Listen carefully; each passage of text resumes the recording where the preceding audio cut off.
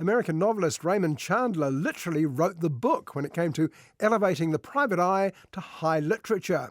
His most famous character was called Philip Marlowe. Sometimes I wonder what strange fate brought me out of the storm to that house that stood alone in the shadows. As I probed into its mysteries, every clue told me a different story. But each had the same ending: murder. Fans of film noir tend to identify Marlowe with Humphrey Bogart, though the classic Big Sleep was the only time Bogey played Chandler's tough, honourable private detective. But he set the scene for other great Marlowes like Robert Mitchum and Dick Powell. I didn't see what hit me. I didn't have to. The first thing I knew, I found myself heaped on a bed like a bag of bones ready for the scrap heap. My throat was dry. My hands felt like a bunch of bananas. I couldn't stand on my pen. What made Marlowe Marlowe was something specific. Chandler's writing was unique, tough, gritty, violent and sarcastic, steeped in liquor and firmly set in 40s Los Angeles. But you need all those elements, and without them a film called Marlowe is going to struggle. Mr. Marlowe? Yeah. She will see you now. Thank you. Why does he? This one? Mr. Marlowe. Mrs. Cavendish. The new Marlowe certainly looks like it could deliver to even the most dyed-in-the-wool Raymond Chandler fan.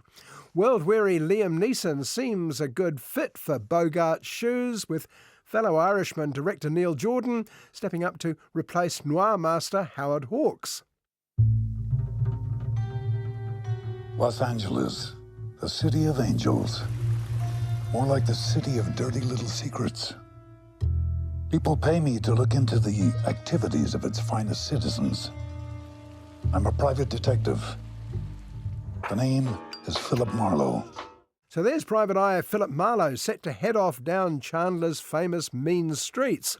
All he needs is a client, preferably a dame, and generally in this sort of film, a blonde like Claire Cavendish, played by Diane Kruger. How private are your investigations, Mr. Marlowe? What can I do for you? I'd like you to find my lover. He disappeared without saying goodbye. Did he have things to hide? Haven't we all? Claire Cavendish is what you'd expect. Beautiful, brittle, and not remotely trustworthy. In fact, it's a given in a Marlowe film that everyone, apart from Marlowe, is lying through her or his teeth. Claire asks our hero to find a missing boyfriend called Nico Peterson. What does my daughter want? My mother was in pictures. She must think there's something between us. Marlowe visits the Cavendish home where he meets Claire's mother, former film star Dorothy Quincannon, played by former film star Jessica Lange. She flirts with Marlowe and drops hints that all may not be what it seems with the missing Nico. For a start, isn't he dead?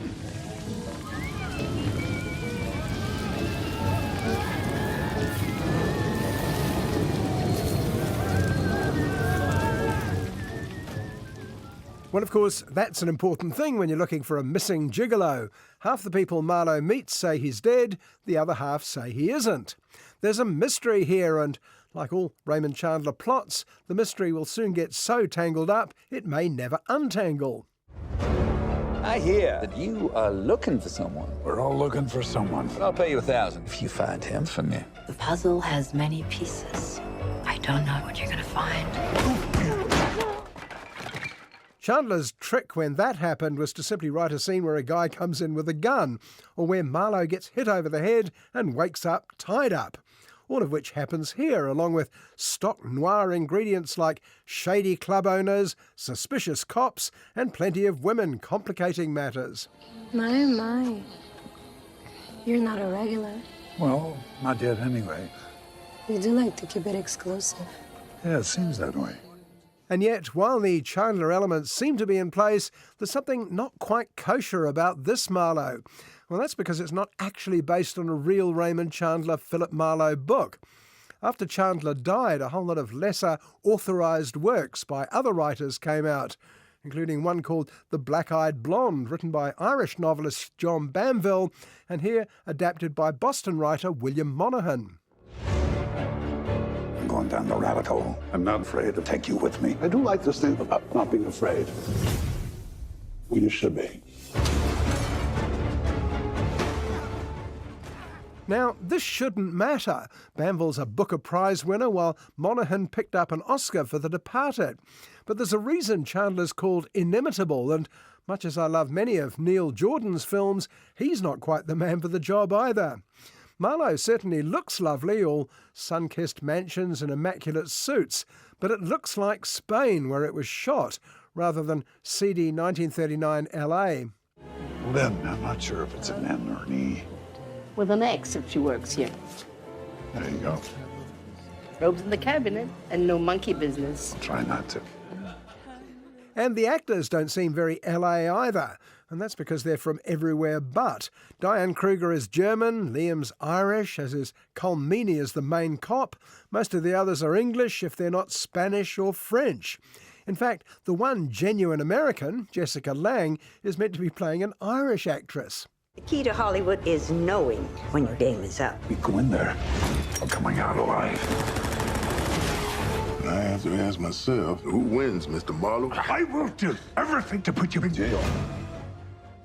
The story itself sort of hangs together about as well as the real thing, but the treatment is sluggish and the dialogue, unforgivably, is lame and barely Chandler light. But my biggest complaint is the character of Marlowe himself, which presumably was the sole reason this film got greenlit in the first place. I'm getting too old for this.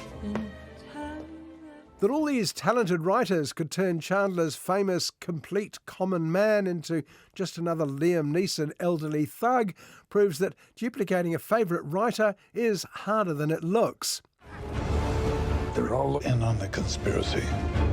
You'll keep looking because you can't stop. The police won't touch you, but I will. Of all the people in Los Angeles who you do not mess with, they're top of the list. The fact is, the bar for a decent modern film noir has been set so high by its predecessors. Disappointment is virtually built into most attempts. And sadly, the only good things about this Marlowe were its good intentions. Be all of our secrets, Mr. Marlowe. And your secrets? You'll have to keep those too.